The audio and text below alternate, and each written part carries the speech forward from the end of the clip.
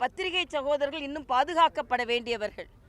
அவர்களுக்கு என்று பல திட்டங்களை அரசு கொண்டு வர வேண்டும். இன்னும் என்னென்றால் புதுவையில் அவர்களுக்கு முதலில் முன்கள பணியாளர்களாக அவர்களை அறிமுகப்படுத்தி அவர்களுக்கு தடுப்பூசிக்கு ஏற்பாடு செய்தவள் நான். அதனால் பத்திரிகை சகோதரர்கள் எல்லோரையும் போல மழை வெள்ளம் பார்க்காமல் மிகவும் ஆபத்தான சூழ்நிலையில் அவர்கள் பணியாற்றுகிறார்கள். அதனால் அவர்களின் பாதுகாப்பை உறுதி செய்வது இந்த சமூகத்தின் கடமையாக இருக்கிறது என்பதை நான் இங்கே பதிவு செய்கிறேன். அரசியல்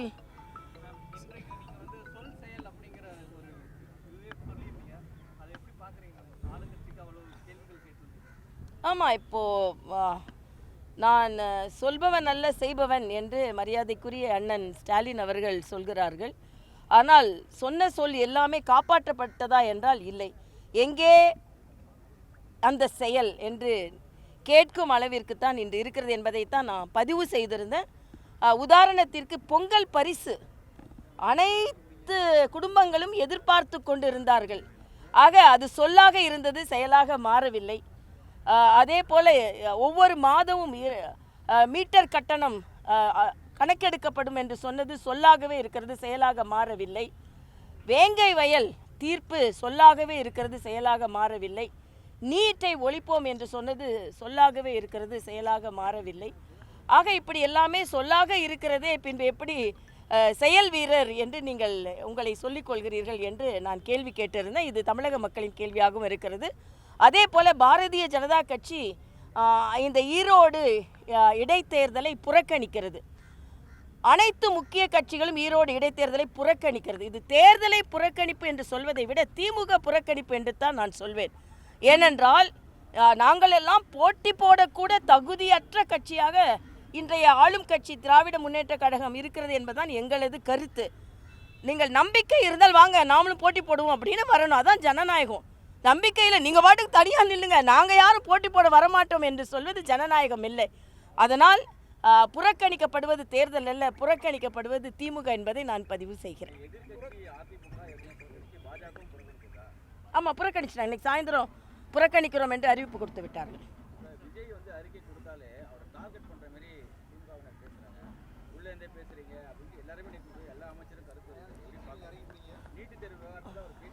இல்லை, நீட்டில் தம்பி விஜய் அவர்கள் சொன்னது சரிதானே.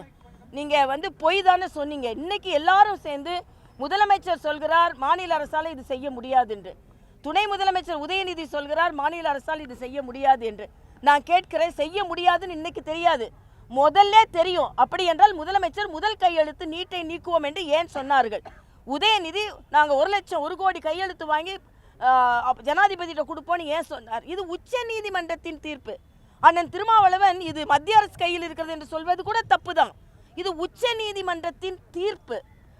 அக்கா நளினி சிதம்பரத்தில் கேட்டால் இன்னும் விவரமாக தெரியும். அதனால் செய்ய முடியாததை செய்வோம் என்று பொய்யுரை உரைத்து மக்களை நம்ப வைத்தது எவ்வளவு பெரிய நம்பிக்கை துரோகம் என்பதை நாம் எடுத்து சொல்லியே ஆக வேண்டும் என்பது எனது கருத்து.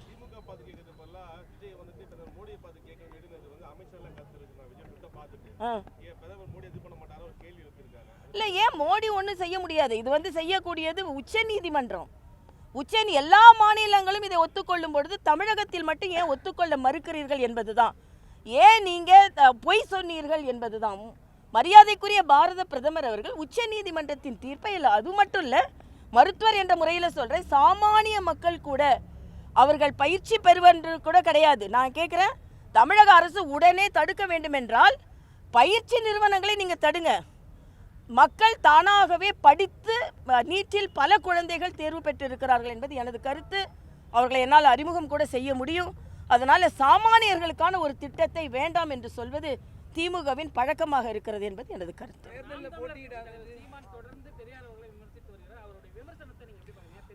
எங்கள் வழியில் வந்திருக்கிறார் என்று தான் சொல்லணும். ஏன்னா நாங்கள் இத்தனை காலம் எங்களது கருத்தியலாக எதை சொல்லி கொண்டிருந்தோமோ அதை சகோதரர் சீமான் அவர்களும் இன்று சொல்ல ஆரம்பித்திருக்கிறார்கள். ஆக எங்கள் கருத்தியலுக்கு கிடைத்திருக்கின்ற ஒரு பலமாகவும் நாங்கள் இதுவரை சொல்லிக் கொண்டிருந்த கருத்தியலுக்கு ஒரு ஆதரவாகவும் நான் இதை பார்க்கிறேன். ஆக இது பாரதிய ஜனதா கட்சிக்கு மிகப்பெரிய வெற்றி என்று பார்க்கிறேன். பாரதிய ஜனதா கட்சியின் கருத்தியலுக்கு வெற்றி என்று பார்க்கிறேன். உதாரணத்திற்கு நான் அடிக்கடி கூட்டத்தில் சொல்வது ஒன்று, இது அண்ணா வளர்த்த தமிழ் அல்ல, ஆண்டாள் வளர்த்த தமிழ். இது பெரியார் வளர்த்த தமிழ் அல்ல, பெரியாழ்வார் வளர்த்த தமிழ் என்று நான் சொல்வதுண்டு. அண்ணன் சீமான் என்று நாங்கள் பெரிய புராணம் படிக்கும்போது உங்களுக்கு பிடிக்கவில்லை, பெரியார் புராணம் படிக்கும்போது பிடிக்கிறதா என்று நாங்கள் என்ன சொன்னோமோ அதை தொடராக அவர் தொடர்வது எங்களுக்கு மகிழ்ச்சி தான். ஆக எங்கள் கருத்தியலை இன்று அவர் ஏற்றிருக்கிறார் என்பதுதான். அதாவது ஆதரவு கருத்துக்கள் எங்களது கருத்தியலின் ஆதரவு தான். எல்லாம் பாஜக ஒன்று சொன்னாலே ஒன்று B team, C team, Z team வரைக்கும் போயிடுறீங்க. ஆக திராவிட முன்னேற்ற கழகத்துக்கு யாராவது ஆதரவாக பேசினா அவங்க கூட்டணி பலம். ஆனால் பாஜகவுக்கு யாராவது ஆதரவு பேசினா ஒன்று பி டீம், சி டீம், இ டீம், ஒரு டீம், அவ்வளோதான். அது நல்ல டீமாக இருக்கணும். அந்த டீம் கருத்துக்கள் எங்களது டீம்னு சொல்கிறதோட எங்கள் டீமை அண்ணன் சீமான் எடுத்திருக்கிறார். ஆக டீம் பார்ட்னர் வேணால் எடுத்துக்கலாம், டீம் பார்ட்னர் எடுத்துக்க முடியாது.